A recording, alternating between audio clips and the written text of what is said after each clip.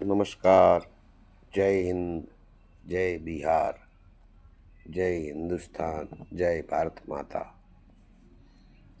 आदरणीय भारतवंशियों, सभी मेरे हिंदू, मुसलमान, सिख, ईसाई, बुद्ध, जितने भी भारत में धर्म है, आप सभी को भारत माता की जय हो।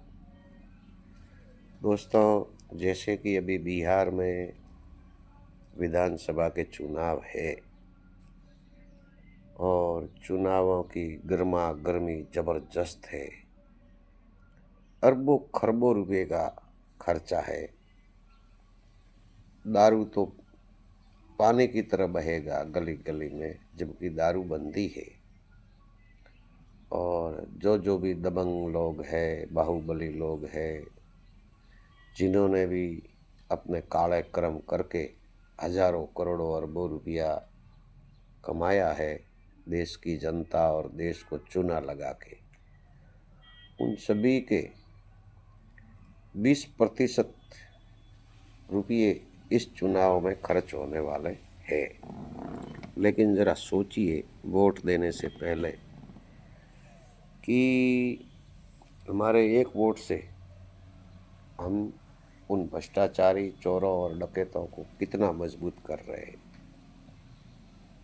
तो देशवासियों और मेरे बिहार के यदुवंशी भाइयों, भूमिहारी भाइयों और भी बिहार में रहने वाले मेरे मुस्लिम भाइयों, जात पात और जातिवाद ये कब तक चलेगा हमारा देश?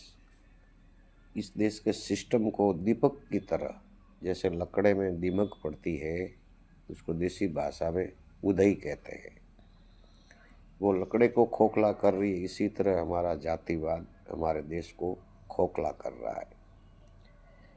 और भविष्य में हमारा हिंदुस्तान कब तक हम खींच खींच कर इसको चलाएंगे?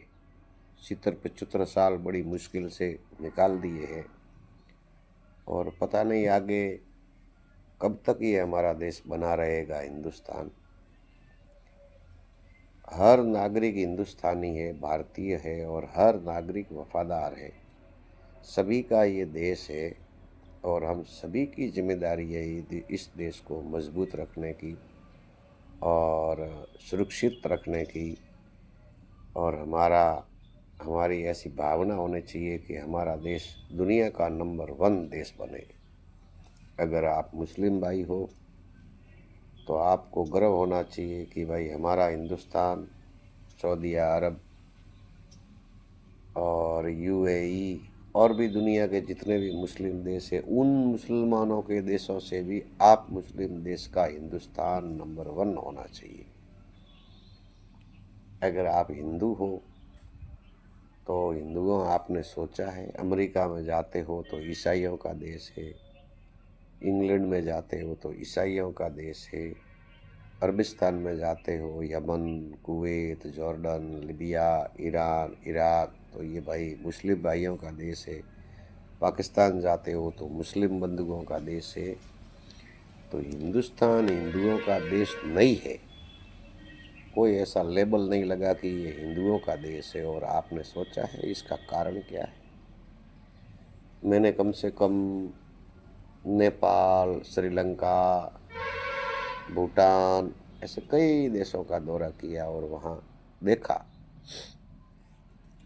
कि वहाँ उनके भगवानों का स्टेचू लगा हुआ है और वो बताते हैं कि भाई ये देश या ये गांव उनका है। हमारे किसी भी गांव में चले जाइए, किसी भी राज्य के, यूपी, बिहार, पंजाब, राजस्थान, गुजरात, 100% यदि हिंदू उस गांव में रहते हैं और वो जाति रबारी भाइयों की है तो हम कहेंगे ये रबारियों का गांव है। आगे कहेंगे ब्राह्मणों का गांव है, फिर आगे कहेंगे क्षत्रियों का गांव है, राजपूतों का गांव है। मगर हम कभी ये नहीं कहते कि ये हिंदुओं का गांव है। और उसका कारण क्या है?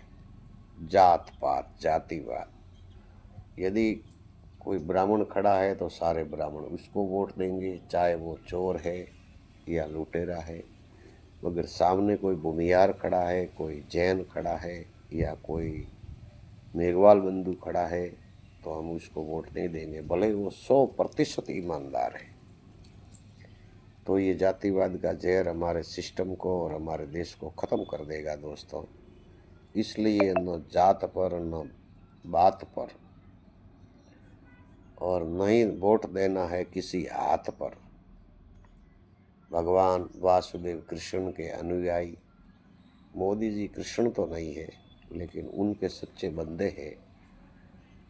अभी उनके 10 साल के शासन में उन्होंने देश के लिए अच्छा अच्छा काम किया है, देश को ताकतवर बनाया है, शक्तिशाली बनाया है। और ये जो लेबल लगाया है कि मोदी हिटलर है, मोदी फलाना है, ढिकड़ा है, मोदी जी मुस्लिम विरोधी है, हिंदू विरोधी है, ऐसा कुछ नहीं है। न तो किसी मुसलमान को मोदी जी ने लाठी लेकर मारते हुए अपन ने कहीं भी देखा है, न किसी हिंदू को देखा है। वो सुशासन बाबू है, देश को ठीक तरह से चला रहा है और हम सब का कर्तव्य है दिल से कि उस बंदे को, नरेंद्र मोदी को, बीजेपी को आपको वोट नहीं देना है, आरएसएस को आपको वोट नहीं देना है, आपको वोट देना है नरेंद्र मोदी को।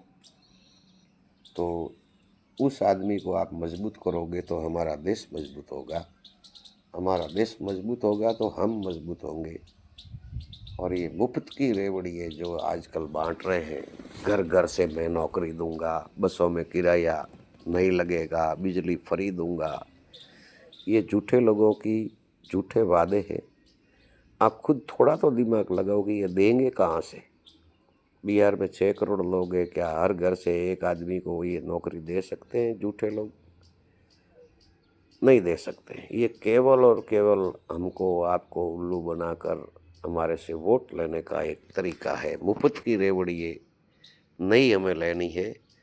कोई हमें अगर आकर कुछ देता है तो उसके मुंह पर फेंक देना है, या फिर लेना है तो भी वोट मोदी जी को देना है। आप सभी साथियों से निवेदन है कि 10 साल, ज़्यादा नहीं, केवल 10 साल और मोदी जी को शासन करने दीजिए। 50 साल 60 साल इन लोगों ने किया है तो 15 साल 20 साल इनको भी करने दीजिए और देखिए हमारा देश कहाँ जाता है, कहाँ नहीं जाता है।